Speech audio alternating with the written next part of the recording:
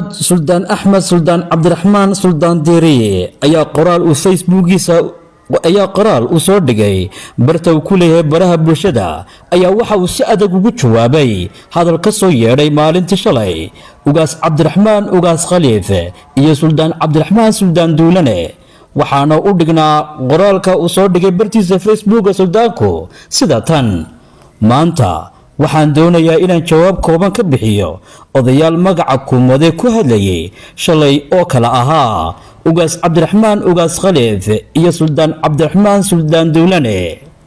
xuduudka Somaliland iyo Soomaaliya waxa uu la mid yahay xuduudka Itoobiya iyo ka Somaliland ama xadka Kenya iyo ka Soomaaliya.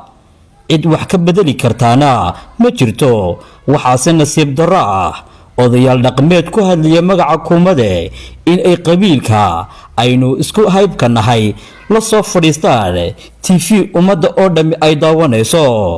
waxaan odayaasha u sheegayaa in aanay Somaliland xorriyadeeda iyo qarannimadeedu aanay ku iman hadiyad balse ay noogu joogto, ayuu yidhi kumayaal halyeeya oo u godgolay xorriyadda iyo calanka Somaliland. Sudaanka oo hadalkiisa sii wata waxa uu sheegay laascanood waa Somaliland, cid aan reer Somaliland ahayna lagala xaajoon maayo.